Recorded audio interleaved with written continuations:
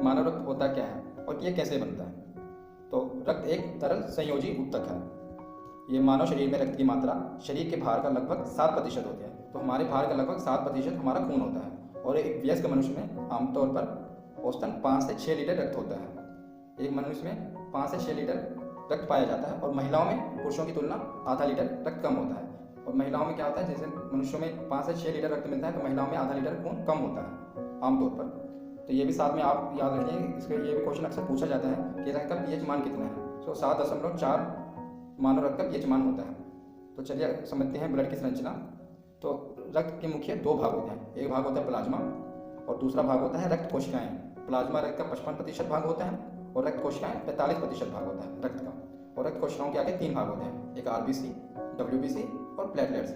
RBC को कहते हैं लाल रक्त कणिकाएं, डब्ल्यूबीसी को कहते हैं श्वेत रक्त कणिकाएं और तीसरा भाग प्लेटलेट्स होता है। पहले हम देखते हैं प्लाज्मा। यह रक्त का अजीवत तरल भाग होता है। इसमें मुख्यतः 90% भाग इसमें जल होता है, मतलब प्लाज्मा का 90% भाग पानी होता है। जो बचा 10% भाग वो प्रोटीन, लवण और ग्लूकोज होते हैं। तो प्लाज्मा को किन 2 भागों से बना है, 90% भाग इसका जल होता है और 10% भाग प्रोटीन, लवण और ग्लूकोज होते हैं। तो इसका कार्य क्या है, तो प्लाज्मा ताप नियंत्रित करता है, मतलब शरीर का जो टेम्परेचर है वो प्लाज्मा कंट्रोल करता है और घाव भरने में भी यही काम आता है। और साथ में आप ये भी नोट कर लें कि फाइब्रिनोजन प्रोटीन रक्त में थक्का जमाने में सहायता होता है। तो रक्त में थक्का क्या होता है, थक्का यानी कि मैं आपको समझाता हूँ, जब हमारे किसी भी बॉडी का कोई भी पार्ट कट जाता है तो जब हमारा खून बहता है तो 2-3 मिनट के बाद खून बहना रुक जाता है, यानी रक्त जम जाता है। तो वो किस कारण जमता है, तो इसी प्रोटीन के कारण, फाइब्रिनोजन प्रोटीन के कारण ही हमारा रक्त का थक्का बन जाता है। अगर ये प्रोटीन ना हो तो हमारा खून बहता ही रहे, जमे ही ना। तो ये काफ़ी इंपॉर्टेंट प्रोटीन है हमारे शरीर के लिए, आप इसको जरूर याद रखें। चलिए आगे देखते हैं। प्लाज्मा हो गया। अब हम रक्त कोशिकाओं के 3 भागों के बारे में पढ़ेंगे। तो सबसे पहले आरबीसी यानी लाल रक्त कोशिकाएं। ये जो लाल रक्त कोशिकाओं का 90% होता है ब्लड में।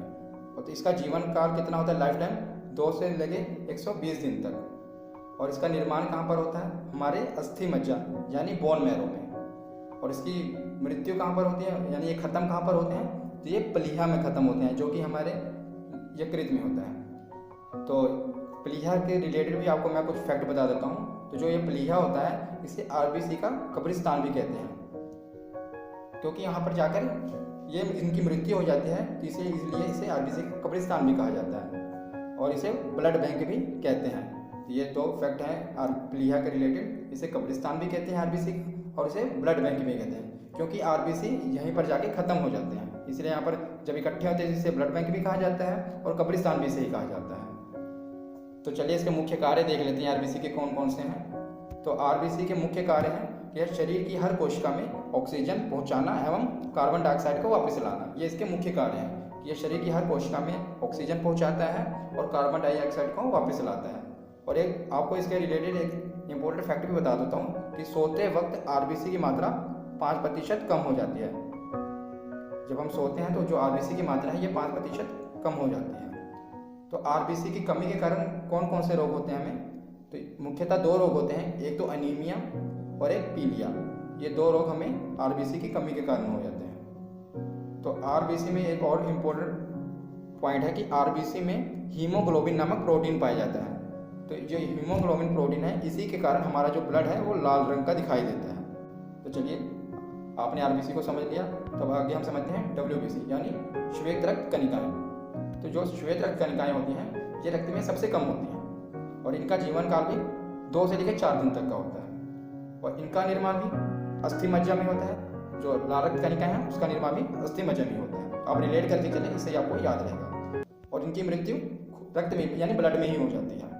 तो इसके कार्य समझ लेते हैं कि श्वेत रक्त कणिकाओं का क्या कार्य है हमारे शरीर में यानी हमारे ब्लड में। तो इसका मुख्य कार्य शरीर के रोगों को संक्रमण से बचाना है और घाव को भरना। और इसकी कमी के कारण क्या होता है, अगर श्वेत रक्त कणिकाओं की कमी हो जाए हमारे ब्लड में तो हमें एड्स हो सकता है और ब्लड कैंसर जैसी बीमारी हो सकती है। तो चलिए आगे देखते हैं।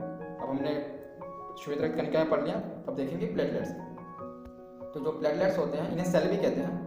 तो इस सामान्यतः किसी मनुष्य के रक्त में 1,50,000 से लेकर 4 लाख प्रति घन मिलीमीटर प्लेटलेट्स होते हैं और इनका निर्माण भी अस्थि मज्जा में होता है। तो आप एक बात को नोट कर ही रहे होंगे कि तीनों चीज़ों का निर्माण कहाँ पर होता है, अस्थि मज्जा यानी हमारे बोन मैरो में होता है। और इसकी मृत्यु कहाँ होती है, प्लीहा में। और एक साथ में इसके इम्पोर्टेंट फैक्ट है कि आप डेंगू और चिकनगुनिया ये प्लेटलेट की संख्या की कमी होने के कारण होता है। जब हमारे शरीर में से 1.5 लाख से कम सेल हो जाते हैं, यानी 1.5 लाख से कम प्लेटलेट्स हो जाते हैं, तो हमारे शरीर को डेंगू हो जाता है। तो चलिए पहले समझ लेते हैं कि ब्लड ग्रुप की खोज किसने की, कब की और ये कितने तरह के होते हैं। तो रक्त समूह की खोज कार्ल लैंडस्टीनर ने 1900 ईस्वी में की थी और इसके लिए इन्हें सन 1930 ईस्वी में नोबेल पुरस्कार भी मिला है। यानी कार्ल लैंडस्टीनर ने 1900 ईस्वी में ब्लड ग्रुप की खोज की और इसके 30 साल बाद सन 1930 ईस्वी में इन्हें इसके लिए नोबेल पुरस्कार से नवाजा गया। तो ब्लड ग्रुप कितने प्रकार के होते हैं? तो ब्लड ग्रुप 4 तरह के होते हैं। कौन कौन से? A blood group, B blood group, A B blood group और ओ ब्लड ग्रुप। तो चलिए अब डिटेल में समझ लेते हैं इनके बारे में। तो अब देखते हैं कि हमें कैसे पता चलता है कि किसी व्यक्ति का ब्लड ग्रुप कौन सा है। तो मनुष्य की रक्तों की भिन्नता कम के कारण लाल रक्त कण में पाई जाने वाली ग्लाइकोप्रोटीन, जिसे एंटीजन कहते हैं, ग्लाइकोप्रोटीन को ही एंटीजन कहते हैं। तो एंटीजन कितने प्रकार के होते हैं? एंटीजन 2 प्रकार के होते हैं, एंटीजन ए और एंटीजन बी। एंटीजन या ग्लाइकोप्रोटीन की उपस्थिति के आधार पर ही मनुष्य में 4 प्रकार के रुधिर वर्ग होते हैं। तो चलिए मैं आपको डायग्राम की सहायता से बताता हूँ। रेड सर्कल देख रहे हैं, ये आरबीसी है यानी लाल रक्त कणिकाएं। ये जो ब्लू डॉट है ये मैंने आपको समझाने के लिए बताया, ये एंटीजन ए है। ये ग्रीन डॉट ये एंटीजन बी है।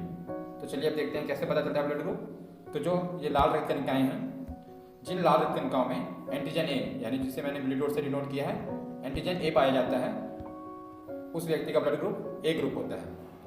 और जिन लाल रक्त कणिकाओं में यानी आरबीसी में एंटीजन बी पाया जाता है, उनका ब्लड ग्रुप बी होता है। और जिन रक्त कणिकाओं में एंटीजन ए और एंटीजन बी दोनों पाए जाते हैं, तो उनका ब्लड ग्रुप कौन सा होता है?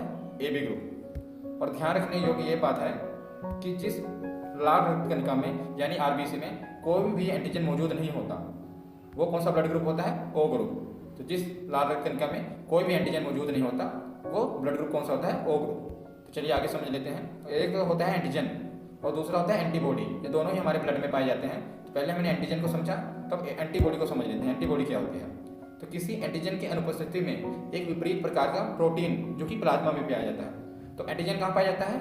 हाँ, लाल रक्त कणिका में, और एंटीबॉडी प्लाज्मा में। तो जो प्रोटीन प्लाज्मा में पाया जाता है इसको एंटीबॉडी कहते हैं। और यह कितने प्रकार की होती है? यह भी एंटीजन की तरह 2 ही प्रकार की होती है, एंटीजन एंटीबॉडी ए और एंटीबॉडी बी।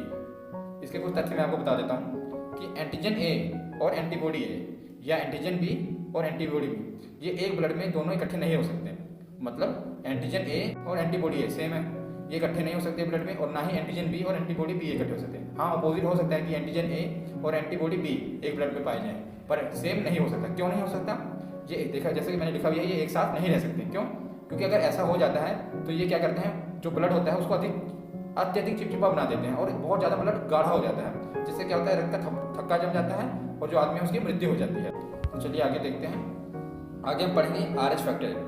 काफ़ी इंपॉर्टेंट टर्म है और एग्जाम में काफ़ी पूछे जाते हैं, इसलिए आप इसे ध्यान से देखें कि RH फैक्टर क्या होता है। मैं आपको पूरा समझाता हूँ। तो RH तत्व या RH फैक्टर सन 1940 ईस्वी में लैंडस्टीनर और वीनर दोनों ने RH फैक्टर की खोज की। तो ये एक प्रकार का एंटीजन का पता लगाया था। इस एंटीजन का पता कैसे लगा? तो इन्होंने रीसस बंदर इस तत्व का पता लगाया, रीसस बंदर से इस तत्व का पता लगाया, इसीलिए इसे RH फैक्टर कहते हैं। कैसे? इन्होंने रीसस जाति के बंदर से इसका फैक्टर का पता लगाया था। तो उसके पहले 2 अक्षर आप देख ही रहे हैं, मैंने हाईलाइट कर दिए हैं, उसी से इसका नाम RH फैक्टर पड़ा। तो अब आगे देखते हैं। पहले हमने देखा कि ब्लड ग्रुप कैसे पता चलता है, तब हम अब RH फैक्टर से क्या पता चलता है कि किसका ब्लड ग्रुप। आप देखते होंगे किसी का ब्लड ग्रुप होता है ए पॉजिटिव, तो किसी का ब्लड ग्रुप होता है ए नेगेटिव। तो इसका पता किससे चलता है? RH फैक्टर से पता चलता है। कैसे? तो चलिए मैं आपको इस डायग्राम की सहायता से बताता हूँ। जैसे कि आप देख रहे हैं ये लाल रक्त कणिकाएं हैं, तो RH फैक्टर क्या होता है? जिस लाल रक्त कणिका में RH फैक्टर प्रेजेंट होता है यानी उपस्थित होता है, तो वो ब्लड ग्रुप कौन सा होगा? पॉजिटिव ब्लड ग्रुप होगा।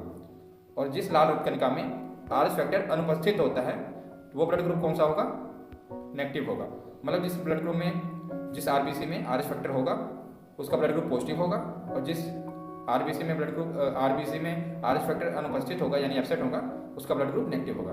और एक इंपॉर्टेंट बात भी आपको मैं बता देता हूँ कि दुनिया भर की जितनी भी आबादी है, लगभग 85% आबादी पॉजिटिव, मतलब उसमें पॉजिटिव ब्लड ग्रुप पाया जाता है, और लगभग 15% आबादी में RH फैक्टर नेगेटिव पाया जाता है। मतलब दुनिया भर की आबादी के जो 85% लोग हैं उनका ब्लड ग्रुप पॉजिटिव होता है, और 15% लोगों का ही ब्लड ग्रुप नेगेटिव होता है। ये कुछ एडिशनल इन्फॉर्मेशन थी जो मैंने आपको बताई।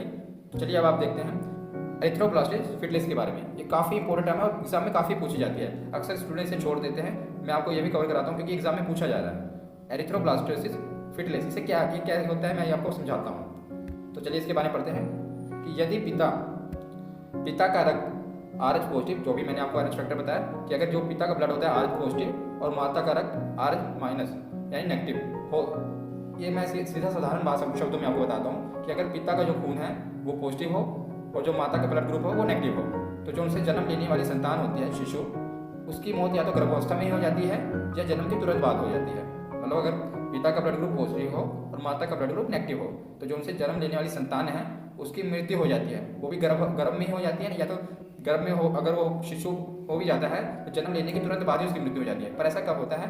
ऐसा तब होता है, ये तो इनका RH पॉजिटिव और नेगेटिव होना ही है, पर जो इनसे जो पहली संतान जन्म लेती है वो तो सर्वाइव कर जाती है, पर जो उसकी बाद की संतानें होती हैं उनकी मौत हो जाती है।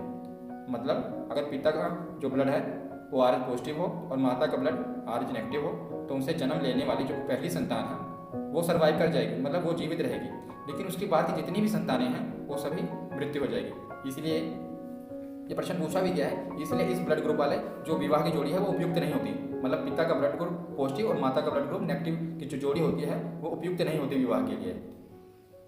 आगे देखते हैं रक्त समूह। तो जो रक्त समूह O है, मतलब कि जो ब्लड ग्रुप O है, उसे सर्वदाता यानी यूनिवर्सल डोनर कहा जाता है, क्योंकि ये जो ब्लड ग्रुप होता है इसमें कोई एंटीजन नहीं होता। अभी मैंने आपको पीछे बताया इसमें कोई एंटीजन नहीं होता, तो ये सभी को ब्लड दे सकता है। तो जो आप डायग्राम से भी समझ सकते हैं, जिसका ब्लड ग्रुप O है वो चाहे A ब्लड ग्रुप वाले व्यक्ति को भी, B ब्लड ग्रुप वाले व्यक्ति को भी और AB ब्लड ग्रुप वाले व्यक्ति को, ये सभी को अपना ब्लड दे सकता है। कौन सा ब्लड ग्रुप वाला व्यक्ति?